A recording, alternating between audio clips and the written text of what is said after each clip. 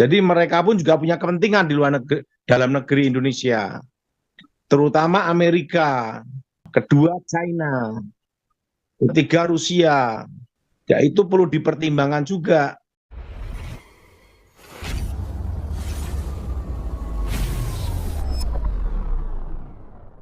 Amin. Jonas, sebentar Siapa? lagi kita akan tahun baru, Jonas. Iya, Pak. Beberapa hari lagi, Pak ya. Gimana analisa saya ke depan tentang capres-cawapres terkuat? Terjadi enggak, Jonas? Betul sekali, Pak. Tepat, Pak. Terjadi. Iya kan? Itu Iya. sudah saya beritahu 2 tahun yang lalu cawapres, capres tahun 1 tahun, betul enggak, Jonas? Nah, sekarang orang pada nanya saya analisanya 1 atau 2 putaran. Yang diharapkan itu dari Satu saya putaran. supaya 1 putaran. Tetapi itu sulit, Jonas. Mungkin bisa 2 putaran. Tapi kalau 2 putaran, yang perlu diwaspadai itu kalau nomor 1 Anies lolos putaran pertama. Jadi kalau Anies lolos putaran pertama, nah itu seru sekali di putaran kedua. Tapi itu berat juga lolosnya. Gitu, Pak ya. Tapi kalau yang lolos putaran pertama itu Ganjar berhadapan dengan Prabowo, nah itu mudah ditebak. Yang di atas angin siapa itu? Karena lihat survei sekarang udah kelihatan. Karena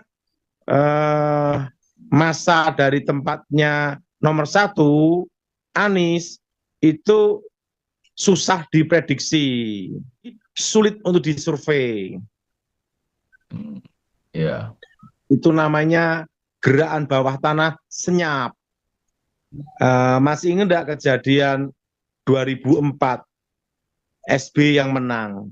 Dan itu sulit Senyap. diperhitungkan, betul? Iya. Betul. Nah, seperti saat ini, karena perlu Jonas tahu bahwa Pilpres ini itu luar negeri juga melihat dan memantau dan melihat dukungan, Jonas. Ikut campur juga ya, Pak ya. Luar negeri, Pak ya. Dukung ya, Pak ya. Salah satu Karena capres mereka. berhubungan dengan investasi. Nah, jadi mereka pun juga punya kepentingan di luar negeri, dalam negeri Indonesia, Betul. terutama Amerika, Ya. kedua China, Negara-negara besar, Pak ya. ketiga Rusia. Ya itu perlu dipertimbangkan juga, Jonas. Jadi Indonesia ini secara keseluruhan itu dipantau oleh dunia dan banyak kepentingan-kepentingan negara barat itu ada di Indonesia gitu loh. Terutama Amerika. Karena sumber alamnya atau bagaimana, Pak? Karena sumber daya alam, betul. Jadi gini, yang senang itu adalah kalau sampai putaran kedua, yang senang itu adalah mereka yang mendapat kerjaan kampanye sama atribut ekonomi pada Iya, bergerak, betul? laku terus itu. Jadi putaran pertama oke, putaran kedua mereka lebih oke, senang sekali. Kalau saya harapkan 1 putaran aja. Gimana sekarang Jonas ekonomi? Ekonomi lagi lesu karena mungkin lagi banyak wait and see, banyak mereka menunggu dan melihat, Pak, siapa yang jadi calon presiden nanti, Pak, jadi presidennya, Pak. Itu pertama, kedua sekarang juga akhir tahun juga ditambah virus yang sudah mulai banyak lagi nih, Corona COVID. gimana Jonas? Banyak sih, Pak, meningkat, Pak, untuk COVID. Ya gejalanya batuk, flu, demam gitu. Dan apa agak lama untuk sembuh. Sahabat khotbah populer, apa yang disampaikan oleh hambanya Evangelis Daud Tony saya pikir benar, yaitu adanya intervensi asing. Setiap warga, setiap pejabat, setiap pemerintah maupun calon presiden dan wakil presiden harus antisipasi. Jangan sampai melibatkan asing. Tadi sudah disebut beberapa negara yang berpotensi untuk intervensi pemilu 2024. Kenapa mereka berpotensi intervensi? Karena mereka punya kepentingan di negara kita. Dan mereka intervensi tentunya untuk keuntungan negara mereka, kelompok mereka, dan pribadi mereka.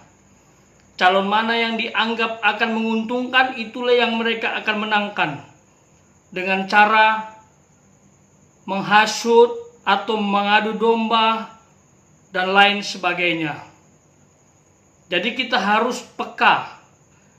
Pesta demokrasi berlangsung harus secara benar, jujur, transparan. Jangan sampai intervensi asing mendominasi di pemilu 2024. Catat itu, catat. Pemilu kita harus berjalan dengan jujur, dan setiap masyarakat, setiap pihak harus menjaga kemurnian pemilu 2024. Karena kita mencari pemimpin terbaik, pemimpin yang mampu menghebatkan Indonesia, pemimpin yang mampu membawa Indonesia kembali kepada pilar Indonesia itu sendiri. NKRI, Undang-Undang 1945, Bhinneka Tunggal Ika, dan Pancasila harus kembali ke sana. Kembali kepada cita-cita awal Indonesia dibangun. Kalau masalah 1 putaran atau 2 putaran, saya pikir tidak masalah. Yang paling mendasar atau berat untuk kita pikirkan, mau 1, 2 putaran, yang penting kita mampu memilih pemimpin yang tepat, yang benar untuk Indonesia lebih baik, untuk Indonesia lebih maju, untuk Indonesia lebih jaya, bisa mengangkat derajat warganya, rakyatnya, dari segi pendidikan, ekonomi, spiritual, dan lain sebagainya. Inilah waktunya Indonesia harus menjadi negara yang diakui, dipandang sebagai negara yang layak dipertimbangkan untuk banyak hal. Kekayaan alam kita punya, sumber daya manusia kita punya, hebat-hebat, pintar-pintar, dan banyak hal ada di Indonesia. Dunia mengakui itu. Jadi jangan salah bertindak, terlibat dalam pemilu 2024 ke arah yang jahat. Kunci keberhasilan pemilu 2024 ada di tangan kita bersama, di tangan semua rakyat Indonesia. Jadi kita harus memperjuangkan pemilu 2024 dengan baik, karena ini adalah gambaran Indonesia di kemudian hari. Apabila didapati proses pemilu tidak baik, tidak berjalan dengan baik, tidak berjalan dengan lancar, maka dunia akan mentertawakan. Pemilu aja nggak bisa berjalan dengan baik, penuh dengan kecurangan, apalagi yang lain, hahaha. Kalau itu yang terjadi, kapan Indonesia bangkit? Untuk pilih pemimpin aja nggak becus gitu kan?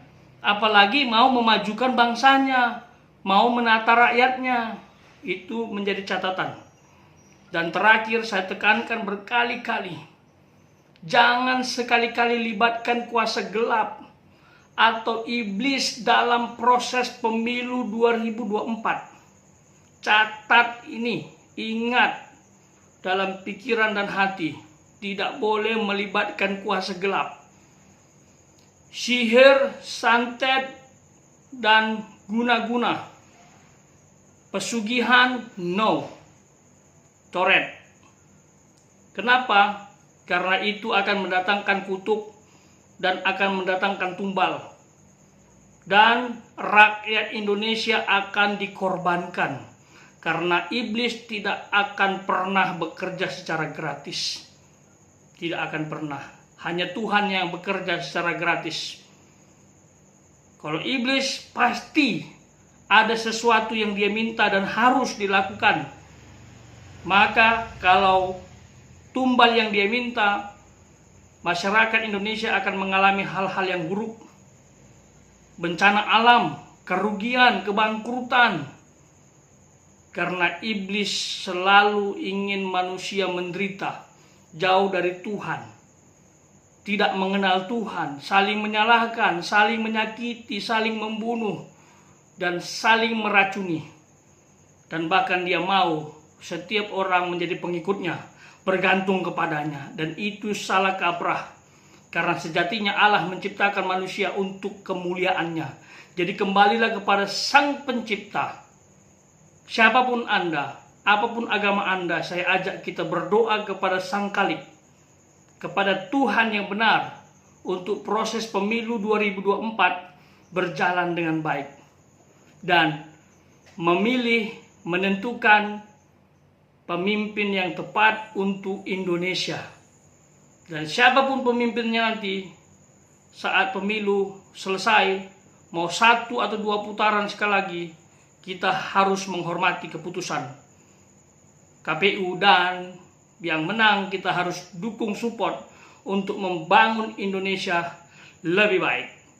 Kita serahkan, kiranya Tuhan selalu memberkati Indonesia, memberkati pulau-pulaunya, memberkati pemimpin-pemimpinnya, memberkati masyarakatnya, supaya menjadi berkat bagi bangsa-bangsa. Terpujilah nama Tuhan.